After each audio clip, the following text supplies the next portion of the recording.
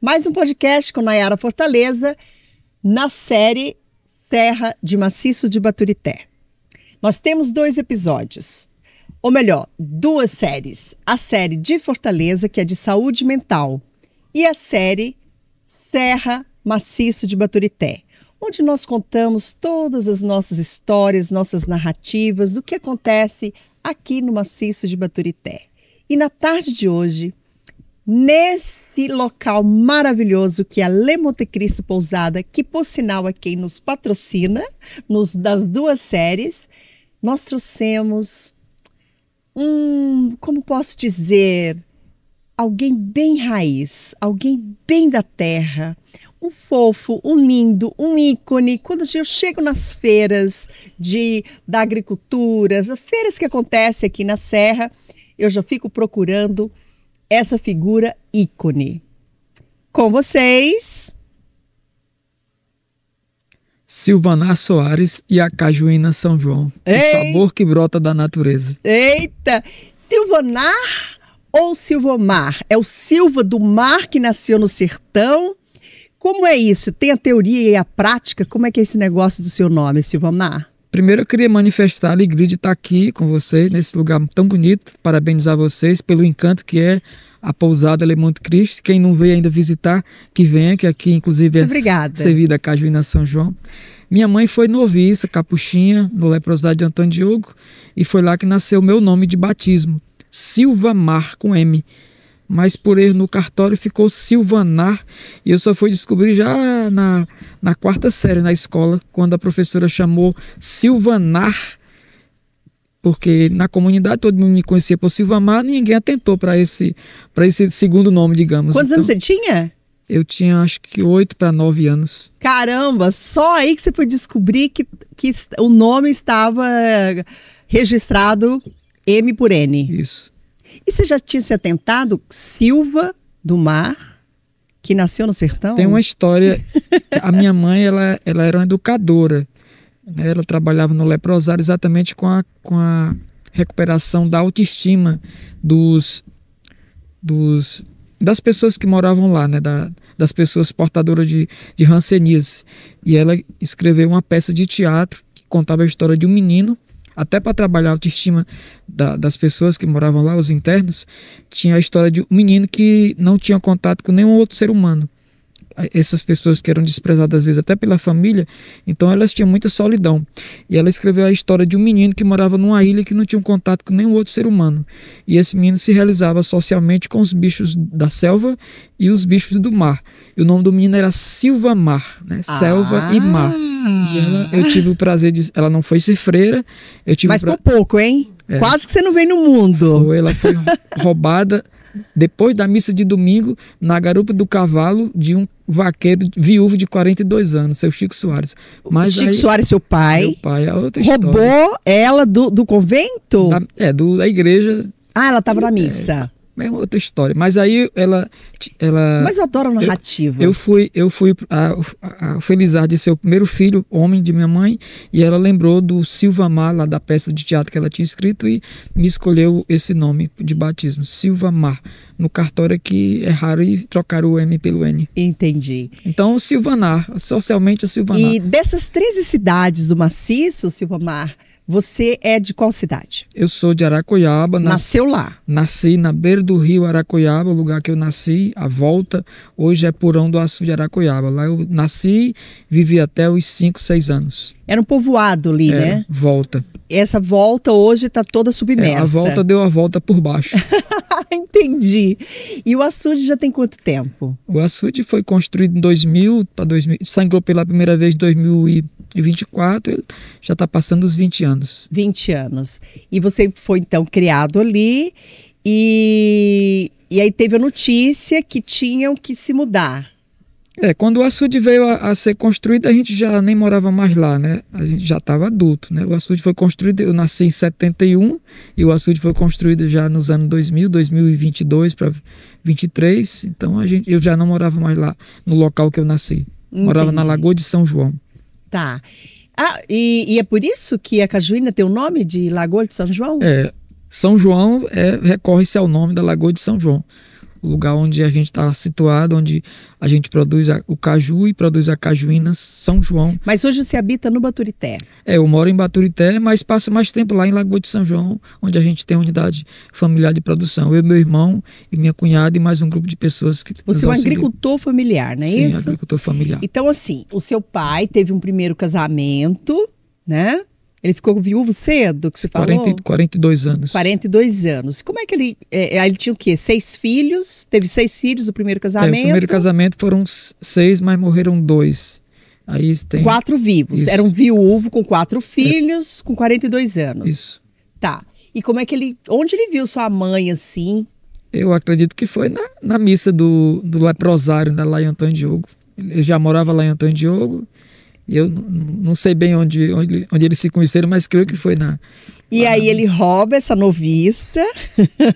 Na garupa do cavalo, depois da missa do domingo, da missa da manhã. E aí ela vai morar com ele e essas 4 crianças. E tem mais quantos filhos com ele? A mãe teve 3 filhas, para a infelicidade dela, as 3 faleceram ainda criança. As 3 primeiras? É. Tá. E aí eu sou o primeiro, depois das 3 nasci eu, o Itamar e o Luciano. Tá, então teve mais 6 filhos, 10 no total aí. Por aí, mas somos 7 vivos. 7 vivos, tá. E aí a sua mãe, você é o mais velho vivo, né? Da minha mãe. Da sua mãe com o seu pai. Isso. Certo, e você foi criado ali na beira do rio, e já eram agricultores? Seu pai já era um agricultor familiar? Meu pai é agricultor e vaqueiro, né? Meu pai sempre cuidou de gado, uma grande paixão dele era o gado. E ele te ensinou a ser vaqueiro também? Não, eu tenho 2 irmãos que são o Itamar, irmão irmão dos 2 lá, digamos assim, filho do papai e filho da mamãe, e o João, meu irmão mais velho, filho da dona Francisca. E o chapéu vem de onde? Não é do vaqueiro? O chapéu eu lembro o vaqueiro, mas eu incorporei como que um personagem quando eu passei a acompanhar a minha sobrinha na sanfona, a Cecília da Cordioca sanfoneira, eu passei a fazer parte Cecília, sua sobrinha? Que bacana. E ela é neta da Fátima, que é minha irmã por parte de pai, filha da primeira esposa. Primeiro casamento, seu pai. Entendi. Aí eu passei a andar com a Cecília e botei chapeuzinho e hoje eu me sinto... Mas você tocava na banda, alguma coisa assim? Tocava triângulo e fazia o back vocal. Às vezes eu cantava, eu gosto de cantar. Nossa, então você é multifunções. A gente tenta, mas nem sempre consegue fazer tudo, mas a gente tenta mexer com um monte de coisa. Porque assim, você é agricultor familiar, tem aí a arte, a música, né? Tem um programa de rádio que eu faço domingo, que é um programa cultural, programa Sertão Nordestino, no qual Qual é a rádio? A Rádio 94 FM, mas também tá no ar pelas mídias, né, sociais as plataformas. E é um programa de 3 horas, todo domingo, onde a gente tenta evidenciar, resgatar, valorizar a cultura popular nordestina, que é muito rica, mas que hoje muito desprestigiada pela mídia, pelos próprios artistas de hoje. Muito artista cearense, nordestino, tocando um ritmo que vem lá de fora, enquanto que a nossa essência fica relativizada. Então, um dos propósitos desse programa é manter viva essa cultura nordestina. Isso. Aí tem a cantoria de viola, o forró de pé de serra, o verso, a contação de história, a participação do ouvinte, a brincadeira, e tentar divulgar as festas populares de reisado, de cantoria, tudo que tem de vivo então, ainda. De produtor familiar, agricultura familiar, radialista, né, locutor, sanfoneiro aí, sanfoneiro não, né, a banda ali do Triângulo. O que mais você fez na vida, Silvamar? Eu andei muito a minha vida toda, desde menino velho com 12 anos, que foi militando nas comunidades eclesiais de base, nas pastorais sociais, em pastoral de juventude, sindicato, associação, cooperativa. E quando eu completei 50 anos, eu realizei inclusive um evento parecido com esse, com muita gente do Maciço, que foi um seminário Bem Viver Maciço do Baturité, no dia 5 de junho de 2021, quando eu fiz os 50 anos, eu fiz uma avaliação da minha vida, de tanta dedicação às comunidades. Eu olhei para trás fazendo avaliação, eu nem fiz nada para mim e nem fiz nada para os outros. Tentei mexer, mas por falta de apoio, por circunstâncias adversas à nossa vontade, a gente não conseguiu assim evidenciar como é que eu diria, concretizar os nossos sonhos. E eu continuo sonhando, continuo lutando, só que... E qual é teu grande sonho, homem? Eu sonho com o bem viver, eu sonho com a sociedade justa e fraterna, onde como disse o Papa Francisco, né, no encontro que teve com os movimentos sociais, nenhuma família sem casa, nenhum lavrador sem terra, nenhum trabalhador sem salário, nenhuma criança sem escola, né, é uma sociedade humana, cristã, fraterna. Esse é o meu grande sonho, e por esse sonho eu venho perseguindo de diversas formas ao longo dos anos. Só que dos 50 anos para cá, eu já vou fazer 54 agora no dia 5 de junho, eu me tornei empreendedor. Eu hoje, além de militante social das causas do povo, eu também estou trabalhando com a produção da Cajuína São João, inspirada pelo meu pai, Olha aqui, seu gente. Chico Soares. Então tem 4 anos a Cajuína. A Cajuína São João. Na verdade, ela como empreendimento, ela tem 4 anos, mas ela nasceu na festa de 100 anos do meu pai. Quando eu já sabia fazer a cajuína, desde quando eu conheci a cajuína em 89, no encontro de juventude da Arquidiocese de Fortaleza, quando o padre, lá em Acarape, quando o padre Zé Maria ofereceu para os jovens, mais de 600 jovens, uma bebida diferente que eu nunca tinha experimentado, e confesso que o primeiro gole não me desceu muito bem, acostumado que era com os refrigerantes, com o suco mais doce. Mas aí, após a explicação do padre, né, que falou da importância econômica, cultural, social e até do ponto de vista da saúde, aquela bebida, eu me converti e passei a ser consumidor, sempre que podia comprava. E em 2025, quando eu era presidente da Associação de Lagoa de São João, nós conseguimos um curso da Embrapa. A Embrapa passou uma semana na comunidade treinando um grupo de pessoas, e nesse curso nós aprendemos a fazer vários coprodutos do caju. O que mais me encantou foi a oficina de cajuína. Desde então eu passei a fazer e não mais comprar. E aí, quando foi o aniversário de 100 anos do meu pai, uma festa inesquecível, dia 22 de março de 2018, nós fizemos 500 litros de cajuína, prensando o caju com a mão, para oferecer para os convidados um coquetel de beiju quente. Meu filho, haja exercício, né? Eram muitas mãos, né? Não era só eu, eram muitas mãos. Nós prensamos caju, fizemos cajuína para um coquetel de beiju quente, feito na hora com cajuína. O aniversário dele foi feito numa casa de farinha, teve muita coisa boa, teve farinhada, teve missa, teve cantoria de viola, forró pé de serra e o coquetel de beiju com cajuína. As pessoas gostaram da bebida e queriam comprar para levar. E a gente nunca teve a intenção de fazer cajuína para até comercializar, até né? então meu coração era puramente franciscano, de fazer as coisas para dar para as pessoas, né? Aí meu pai, vendo o interesse das pessoas em levar, me arguiu depois. E aí, você não vai fazer esse negócio para vender? Eu disse, não, papai, não é fazer pensando com as mãos, a gente faz pra gente, mas pro mercado a coisa é mais exigente, tem que ter um rolo, tem que ter uma estrutura melhor. E a expressão dele, que ainda hoje lateja no meu coração: seu besta, meta as caras que eu lhe ajudo. E a gente meteu as caras, só que foi em plena pandemia, em 2018, 2019, aí 2020 foi que a gente ia começar para valer, mas ele adoeceu e nós fomos cuidar dele. Mas aí, que a pandemia foi em 2020, isso, né? Então, na hora que arrumou tudo para dar certo ali a cajuína, veio não só a pandemia, como ele adoeceu. O papai adoeceu e faleceu faltando 20 e poucos dias para completar 102 anos. Então, e seu pai também é uma figura ícone na região, né? Meu pai era profeta da chuva.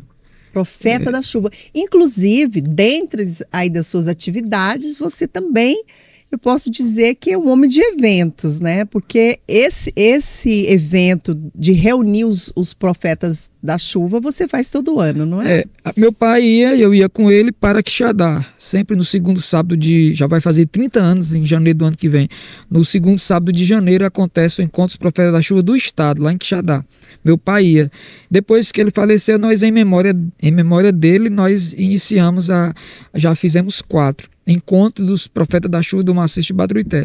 Profetas e profetisas, são homens e mulheres. São normalmente quantos? Quantas pessoas? Esses profetas? Esse ano nós conseguimos reunir 17, mas 17 profetas. São muito mais que isso. Muitos deles estão idosos, já acamados, não saem, a gente tem um trabalho disso. E a pergunta que precisa ser feita: esses profetas que já estão idosos estão passando conhecimento para os mais novos? Os mais novos têm interesse? Você é uma dessas pessoas que está estudando como estudar essa profecia? Eu jamais vou me arriscar a me dizer profeta, como meu pai era. Mas eu sou sim um estudioso da natureza e tem sido difícil, sabe, transferir essa tecnologia, essa cultura para os mais jovens. Os jovens não se interessam muito por isso.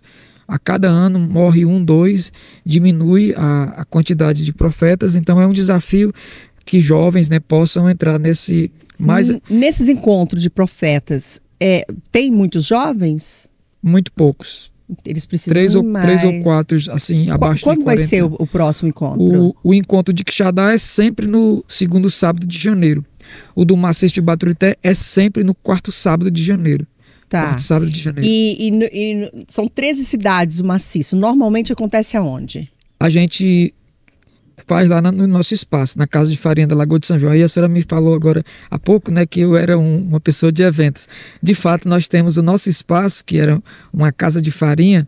Hoje é Casa de Farinha, não mais funcionando, mas a gente mantém o nome assim, Casa de Farinha do Seu Chico Soares, ao mesmo tempo que Casa de Cajuína está se tornando também Casa de Cultura. Do dia 1º de janeiro até o final do ano, a gente tem 5 eventos que a gente já realiza uma agenda fixa. No 1º de janeiro, dia 1º, Dia Mundial da Paz, tem a apresentação do Reisado Boi Surubim, do qual eu sou brincante, sou papangu do Reisado Boi Surubim, do mestre Agripino, o avô da Cecília do acordeon. Aí, no mês de março, tem a Semana das Águas. É tipo o Bumbo Meu Boi? Algo assim? Meu Boi. É o Bumbo Meu Boi com uma versão mais nordestina. Porque é do norte o Bumbo Meu Boi, ou não? Tem muito aqui também no Nordeste, né? Mas é diferente. O Reisado Bumbo Meu Boi. Então, 1º de janeiro. No mês de março tem a Semana das Águas. No mês de junho, daqui a 2 meses aproximadamente, a gente vai realizar a Festa da Colheita, no Maciço de Baturité. Festa da Colheita. E tem também o Dia de Campo da Cajuína São João, que é um dia que a gente abre as portas do coração, em plena safra do caju. As pessoas são convidadas. Eu hoje tenho uma estratégia de entregar cajuína em domicílio, em Fortaleza, mas 80% das pessoas que experimentam a cajuína eu nunca vi, porque eu deixo na portaria do prédio, no horário comercial, a pessoa está para o trabalho, e aí a gente tem a ideia de fazer o Dia de Campo da Cajuína como uma oportunidade para as pessoas virem conhecer a gente, conhecer o trabalho. Então, onde que é feito, como é que acontece. E degustar muita coisa boa feita a partir do caju. Então, tantas funções... A data já está fechada, 26 de outubro. 26 de outubro é um domingo, o último domingo de outubro, a gente vai estar realizando o 4º Dia de Campo da Cajuína São João. Tá. E esses profetas da chuva, assim, quando a gente vai estudar dentro de uma faculdade, meteorologia é um curso super mega difícil. E pelo que eu conversei assim com você, quando a gente estava subindo a serra, toda observação dos profetas é da natureza mesmo. A natureza que dá essa informação. Basta aprender a observar. É isso? Durante muito tempo havia uma certa disputa entre a ciência e o profeta. E eu considero que os profetas da chuva são cientistas. Sim. A ciência nada mais faz do que observar. E eles são observadores. O laboratório deles no caso, meu pai, é a lua pendida para o norte, é a flor do mandacaru. Peraí, ele observa a lua, se ela tiver pendida, dobradinha assim? A lua nova, como ela está agora no céu, ela lua nova crescente. Tá. Ela está um fiapinho assim, ela estando tortinha para o nosso lado, do norte, é um prelúdio de chuva. Isso sobretudo nos meses de novembro, dezembro e janeiro. Então, faz sentido. A lua controla os líquidos da terra, né? Então, a lua, a estrela d'alva, o trovão, o vento, o aracati. O barulho? É o trovão. O trovão, segundo meu pai, trovejando no final do ano, depois que troveja, são 90 dias para chover. Então, se trovejar em novembro, aí só vai chover lá para fevereiro. Se isso for um trovão, como chama, trovão seco. Se for com chuva, aí já é outra história. E se tiver raio? Aí eu não sei. São muitas observações. Tem um vídeo que está no meu canal de YouTube. Qual que é o seu canal? Silvana Soares Pereira. Tá. Lá explica mais? Tem uma conversa que eu tive com o papai. Gente. Tem uma conversa que eu tive com ele no ano do centenário dele, uns 15 minutos, onde ele tenta falar um pouco mais. Por exemplo, as formigas. Quando as formigas, no final do do dezembro começa a limpar o formigueiro, ela está pressentindo que vai ter vegetação nova, então ela está limpando ali. Então ela tira os garranchinhos lá embaixo da terra. Ela bota para fora para receber vegetação nova. Então né? isso é um sinal que vai ter chuva. E muitos outros, né? A floração do pau d'arco, que aqui na Serra o pessoal chama de floração do ipê. Do ipê, da aroeira, do cumaru. Então, Mandacaru também? O mandacaru é interessante que tem umas experiências que são mais imediatas, tem umas que são a longo prazo. Né? O mandacaru, quando flora, é 2, 3 dias para chover. Mandacaru, quando flora, tá na música do Luiz Gonzaga. É sinal que a chuva chega. Exatamente. No sertão. A rã, quando ela, eu não sei qual é o som da rã, quando a rã canta no pé do pote, é sinal também que vai chover em breve. Então, essa sabedoria do homem e da mulher do sertão, a gente precisa preservar, porque, como dito, eles estão se indo e quase ninguém está absorvendo, não está vendo a sucessão dessa... Mas, Silvamar, vamos pensar a maneira aí da gente trazer esses jovens. Vamos nós dois começar a estudar isso? Pois é, eu tenho pesquisado e a ideia do encontro no Maciço de Baturité é exatamente para tentar identificar os homens e mulheres que já estão pelejando com essas experiências e exatamente mostrar para jovens. Inclusive o pessoal da academia vem, nós recebemos uma equipe de jovens da Unilab, então quem sabe a própria academia não possa também abrir espaço para esse debate, né? E você já teve lá pela universidade, né? Você já tem alguns cursos. Quando você estava por lá, você levava muito dessa... Porque você vive a cultura, né? Quando eu estive na Unilab, a gente, junto com uma equipe de professores, coordenada pela professora Clébia Freitas, nós criamos a Intersol, que é a Incubadora Tecnológica de Economia Solidária. Em dia 13 de dezembro de 2013, foi a data do seu nascimento. E uma das experiências que a gente desenvolveu na Intersol foi uma pesquisa que eu fiz, onde eu identifiquei 54 sanfoneiros no Maciço de Baturité. Desde a Cecília, que tinha na época 8 para 9 anos, até o seu Cícero, que tinha seus 84. Homens e mulheres que têm um dom, que têm um talento, mas que infelizmente não são valorizados, não são chamados para as festas, quando se tem festa do município, quando se tem festa da paróquia, festa de São João, traz esse bando de fora e relativiza-se os artistas da terra. Então, a gente passou pela universidade, eu fiz a administração pública na Unilab e a gente tentou sim fazer essa... Mas antes da administração pública você fez Química e Biologia, né? Eu fiz Química e Biologia na UVA, é um curso de licenciatura. Que ajudou aí de alguma forma nesse seu trabalho. Eu sou licenciado para ser professor de Química e Biologia, mas eu não me vejo professor, eu sou um eterno aprendiz. Eu fiz esse curso, esses 3 cursos eu fiz porque gosto de estudar. Quais 3? Química com Biologia? Química e Biologia na licenciatura. Em Biologia na UVA, depois eu fiz outra licenciatura na UFC, que foi Letras, né? E depois eu fiz um bacharelado em Administração Pública na Unilab. Comecei uma pesquisa de especialização, mas foi quando minha mãe adoeceu, eu tive que cuidar dela e acabei não continuando. E essa pesquisa está esquecida ou só está ali adormecida e você vai tirar ela da gaveta? Eu tenho uma pesquisa aí para o mestrado, que eu quero investigar, eu já sei, mas eu quero provar cientificamente importância, né, os impactos sociais, ambientais, econômicos e até culturais da cisterna de placa na vida do povo do sertão. Gente, vocês sabem o que é cisterna de placa? Se não sabe, o Silvamar vai explicar agora. E eu garanto que se você já passou pelo sertão, você já viu aí... Deixa eu ver se eu sei, se é isso mesmo, Silvamar. É aquela cisterna, como se fossem manilhas, né, que coloca. E aí eu sei que tem um caninho assim que sai do telhado e a chuva cai no telhado, passa por aquele cano e enche essa cisterna, é isso? Isso. Antes de falar sobre ela, eu queria só aqui relatar que eu sou sobrevivente da seca dos 5 anos. Que durou de 79 a 83. Na minha infância, foi a época mais difícil da minha vida e acho que da vida do povo do sertão é viver uma seca. E 5 anos sucessivos. Papai dizia que um ano de seca é ruim, mas pior que um ano de seca é o ano, irmão dele, também seca. Então 5 anos de seca foi um martírio muito grande. E a gente sofreu muito, passou por muita dificuldade por falta d'água. Então, quando eu vejo... Mas você chegou a levar a lata d'água na cabeça?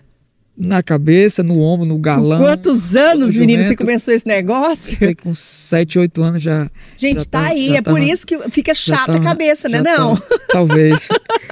Mas assim, eu sou. A minha infância foi marcada pelas filhas dos 5 anos. Então, eu valorizo muito isso aqui. Água. Então vamos brindar aqui? Vamos. Mas eu também vou pedir pro chefe trazer cajuína pra gente, né, chefe? Cadê o chefe? Seu René Cresson? Então, a seca... Seu René Cresson, traz cajuína pra gente brindar aqui. A cajuína São João. Vamos brindar primeiro com água, claro. Porque é vida, né? Água é vida. É vida. É essencial. E você valoriza porque sabe o quanto vale a água. E tanto é que a gente faz, há 23 anos, a gente faz a Semana das Águas em Aracoiaba, como ação. Aqui dessas serras descem muitas as águas, aquela represa que a gente vê lá embaixo, é o açude de Aracoiaba. A represa ali, depois o Cojá que pega uma importante estratégia, acho que... Gente, olha isso, o chefe chegou! Chegou o cabra da peste. Olha, aqui que homenagem, sinta-se honrado!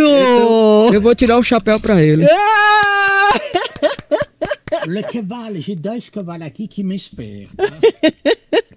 Olha que lindo, ainda trouxe umas castanhas de caju. Maravilha. Olha isso. A gente pode ficar mal acostumado. Gente, não, e olha assim o tema que é esse negócio aqui, ó. Entre cajuínas, histórias, afeto, cultura e bem viver. Bem viver na saúde mental. Gente, René, muito obrigada. Você nos surpreendeu. Cabra macho. Então, é o francês mais cearense que eu já vi na minha vida. Seu esposo, né?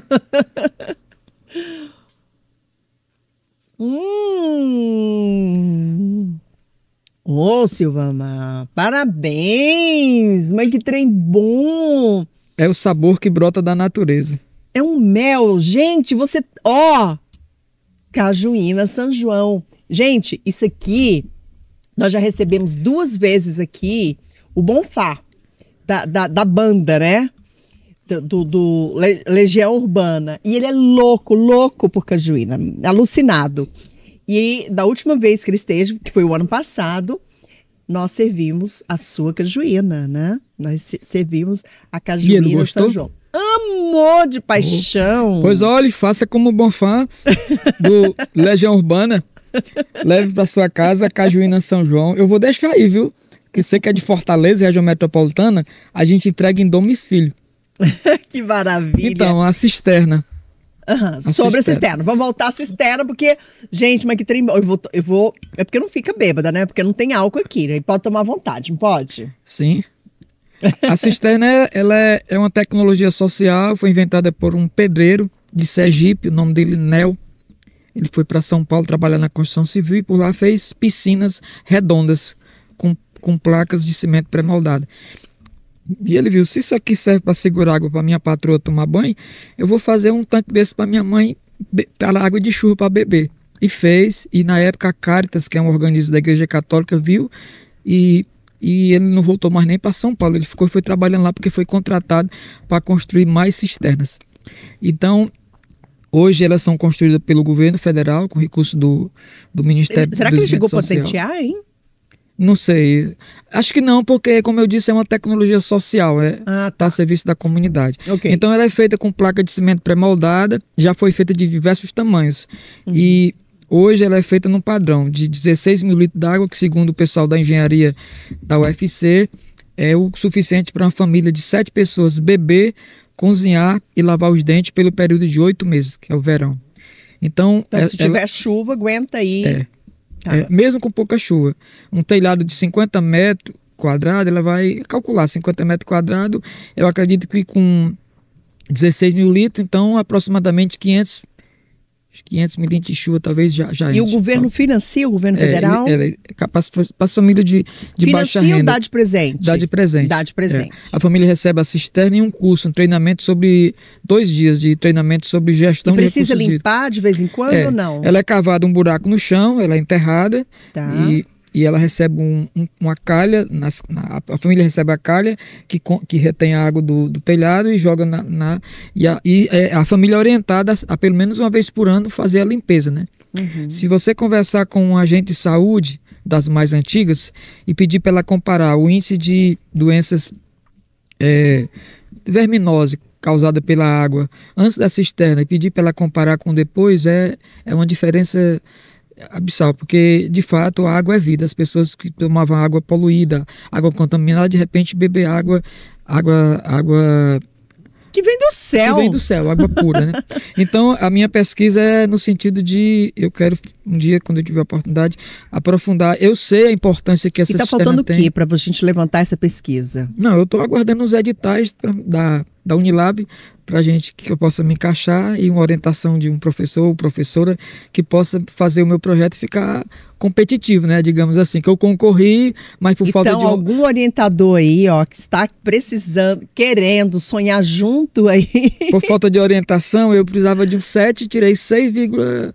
Se tivesse sido orientado, já tinha entrado. Mas também tudo tem seu tempo. Mas eu fui muito querendo abraçar muito com as pernas. Né?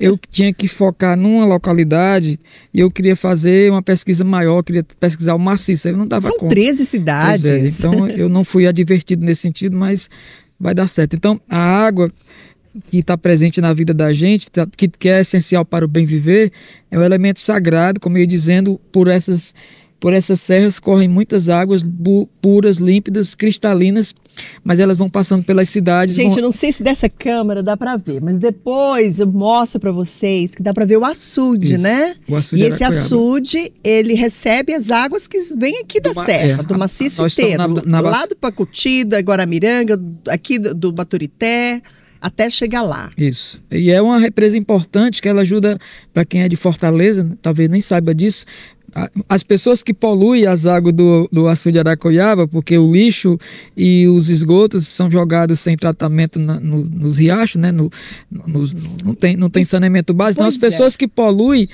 às vezes são as mesmas que consomem a água lá, porque o açude... Você diz os turistas quando vem? O turista quando vem... se ele poluir, ele sendo de Fortaleza, ele acaba recebendo uma resposta lá, porque a água... Hoje não, porque o inverno bom como esse não está sendo necessário.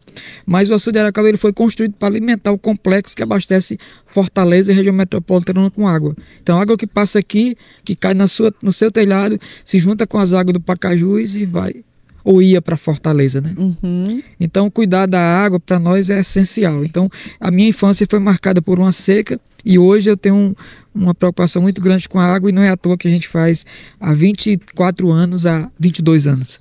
Desde 2004 que a gente realiza a Semana das Águas no maciço de Baturité, buscando chamar a atenção das pessoas sobre os cuidados com a água, das pessoas enquanto consumidoras da água, enquanto pessoas que poluem, mas principalmente o próprio agricultor, né, para não colocar mas também das autoridades, né, que criem políticas públicas de geração. Que eu quero saber, como é que tá a história, que eu não vejo ainda, eu não ouvi ainda, sobre saneamento aqui na Serra, porque qualquer lugar do mundo tem uma resistência aí dos políticos, porque é uma obra que fica enterrada, ninguém vê, aquela coisa toda.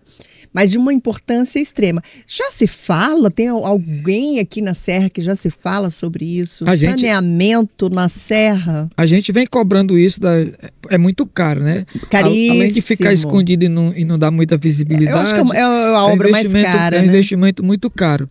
Mas eu não sei o cálculo exato, mas eu ouvi falar que para cada R$ investido em saneamento básico, a economia é de 4 nos gastos com um tratamento de doenças causadas pela poluição, né? Então, a gente vem... Ou seja, esse retorno vem, né? Então, a gente vem brigando sim, né? Desde o primeiro momento da Semana das Águas, um dos focos é a questão da luta, principalmente das cidades que mais poluem, que é Aracoiaba e Baturité, porque o rio passa por dentro das cidades. Mas eu já fui ali pela banda pelos lados ali do Pacuti.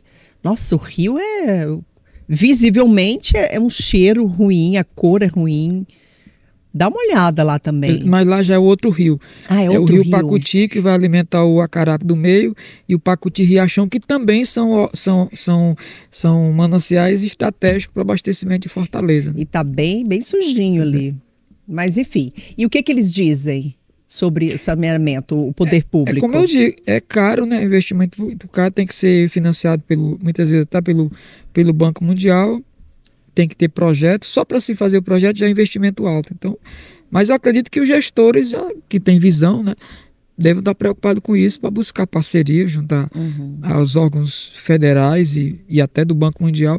Aí eu acho, na verdade, eu considero um equívoco quando o Banco Mundial financiou a construção de um açude e não pensou que junto no bojo do mesmo projeto tivesse incluso o saneamento básico das duas cidades. Verdade, tá aí, é verdade. Agora, outra coisa importante também, para além do saneamento, é a questão da educação ambiental, né? Para as pessoas que não é só os esgotos, mas também a destruição das matas ciliares, o uso de agrotóxico.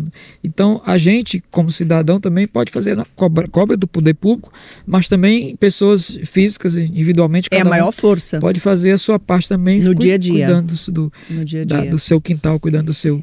E falar em cursos e tudo mais, agora que você é empreendedor com a Cajuína São João, qual que é tem financiamentos para o agricultor familiar, para o pequeno empreendedor? Como que é esse mercado aí? Porque tem que ter, né? Tem que ter crédito para realizar os sonhos. Para fazer jus às palavras do meu pai, né? Para meter as caras, seu besta, eu recorri ao PRONAF, né? Que é o Programa Nacional de Fortalecimento da Agricultura Familiar. O espaço que era o quartinho do papai guardar farinha, nós tínhamos que fazer um revestimento, forrar, botar piso com cerâmica, comprar um moinho, e eu comecei com o financiamento do Banco Nordeste. Existe sim financiamento, né, para o agricultor familiar. E é um dinheiro barato, né? O juro é quase que subsidiado, né? 6% ao ano, com prazo alongado para pagar, com carência. Então, quem quer empreender, existe as oportunidades, existem as capacitações aí dos órgãos de formação, como Sebrae, né, Matece, Embrapa. Então, hoje a gente é cliente do Banco do Nordeste, que nos ajuda muito. E assim, quem está começando, está com o seu produto ali, começando, né? Nós vamos conversar aqui com outras pessoas que também produzem, né? A gente vai para as feiras maravilhosas e vê pessoas conhecidas produzindo coisas deliciosas, bonitas, interessantes e tudo. E precisa registrar, como que é, quais são uma pessoa que está começando, o que ela tem que fazer para seguir o produto dela estar legal no mercado? Já foi mais difícil, mas hoje foi simplificado, né? Registrar no Ministério da Agricultura não é bicho de sete cabeças. Nós conseguimos registrar já em 2021, né? Tem técnicos comprometidos dentro do Ministério, que são pessoas comprometidas com a causa, que orientam, né? Além de fazer simples cobranças e chegar lá e lacrar o empreendimento, antes eles fazem orientação, né? Se autuam o empreendimento, mas não chega lá logo fechando, chega lá, olha, isso aqui tá precisando desse ajuste. Eu sou muito grato ao técnico, o fiscal do Ministério da Agricultura, o Leandro, que foi quem nos acompanhou. Sou muito grato à Emates, que foi quem nos orientou, e a quem quer fazer caju. Inclusive eu sou oficineiro, né? E não cobro por isso. Eu já dei 16 oficinas nas comunidades, nas casas, que me convidam para ensinar a fazer a cajuína. Eu não vejo as pessoas... Você não guarda essa informação só para você? Não, porque o cara que inventou a cajuína, ele não guardou para ele, que foi Rodolfo Teófilo. E eu não vejo as pessoas que produzem cajuína como concorrente. Ao contrário, eu vejo como parceiras. Então, eu já dei 16 oficinas, está prevista agora uma em Quixadá, um grupo lá de mulheres que conseguiu um financiamento para montar uma unidadezinha, e vou dar oficina para uma senhora lá em São João do Aruaru. Então, a tecnologia, você pode pesquisar na internet, aprende muita coisa lá também, mas para responder a sua pergunta, se você quer fazer um negócio bem feito, dentro do padrão, comece pequeno, que as suas pernas alcancem você fazer. Nós começamos pequenininho, continuamos pequenininho, mas de 2021 para cá a gente já ampliou um bocadinho, mas fazendo dentro do mínimo das regras vigilância das sanitária, práticas, tudo, né? das boas práticas de produção. Então, o Ministério da Agricultura, para além de registrar, ele também dá orientação, né? Então, eu recomendo e manifestar mais uma vez a gratidão aos técnicos comprometidos. De Aracoeba, nós tivemos o doutor Dalber, o doutor Rafael e o doutor Aurélio, que são da Emates, que nos orientaram muito, o doutor Zival, da Emates Regional, e do MAPA, repito aqui, o do Ministério da Agricultura, Pecuária e Abastecimento, o Leandro, que foi o técnico que concedeu o nosso registro, mas antes ele nos deu muitas dicas, muitas orientações, né? Certo. E assim, no Ceará todo, quem mais produz cajuína? Quais são as cidades, os municípios que produzem? As Eu sei regiões... que ali na banda, por lado da Pindoretama do tem litoral também, ali, né? Pindoretama, Cascavel, Beberibe, Pacaju, Chorozinho, tem muita gente produzindo. Também por lado da região lá de Itapipoca, por lá Bela Cruz, Ou seja, onde tem caju... Santana do Acaraú. Onde tem caju, pode-se ter cajuína. Mas, embora a cajuína tenha nascido no Ceará, pelas mãos de Rodolfo Teófilo, há aproximadamente 130 anos, hoje o maior produtor de cajuína Então, são os piauienses. 130 anos já? Aproximadamente. Caramba! Na virada do século XIX para o século XX. E ainda não estourou no mundo, não? Vai estourar. Vi falar que o pessoal levou cajuína para a China e os chineses gostaram. É uma possibilidade aí. Muito bem. E como foi assim que ele descobriu? Como é que foi essa invenção? Você sabe a história do Rodolfo Teófilo? Na verdade, eu sou pesquisador da história dele. Tem muita literatura boa, sobretudo livro do Lira Neto, que é um grande biógrafo, que eu sou fã dele. Um dia quero poder conhecer e tomar uma cajuína com ele. Mas eu acredito que a cajuína já existia, né? Pelas mãos dos indígenas, dos nativos. Eu acredito que ele só fez aprimorar a tecnologia. Ele era farmacêutico de formação, tinha um laboratório na sua casa, e ele era metido a bruxo, ele fazia misturas. Alquimia, né? Ele era alquimista, exatamente. E ele era presidente de uma academia de intelectuais, muito famosa aqui no século XIX, século XX, que era a Padaria Espiritual.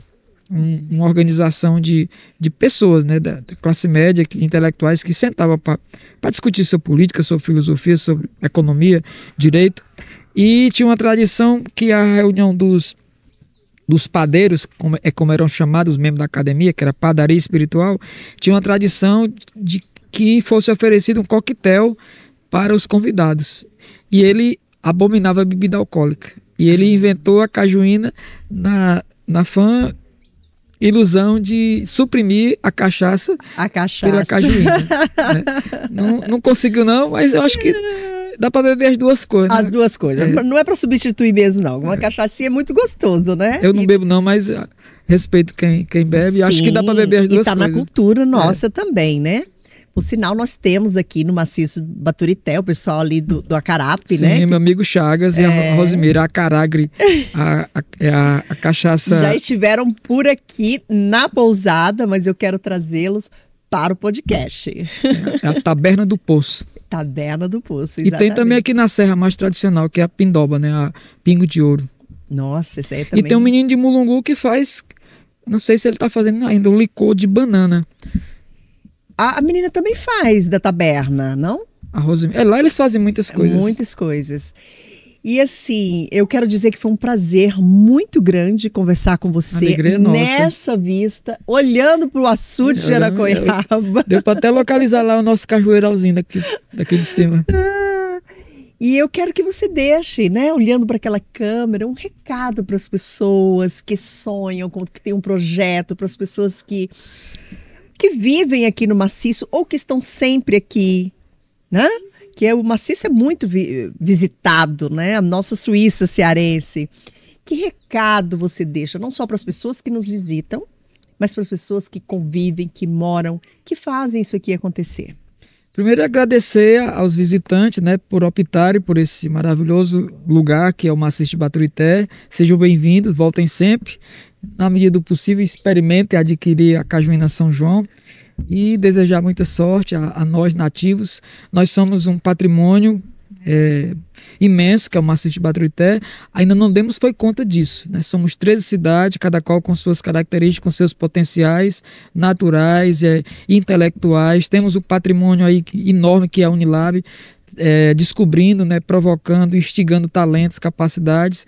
Vamos nos organizar cada vez mais e fazer do Maciço de Baturité um lugar melhor de se viver. E o bem viver é isso, é as pessoas trabalharem unidas, trabalharem juntas, né, valorizando o que tem. Nós buscamos com muito esforço valorizar o nosso produto principal, que é o caju, gerando trabalho e renda na comunidade, valorizando a produção e entregando para as pessoas um produto doce, saudável, nutritivo, que é o sabor que brota da natureza.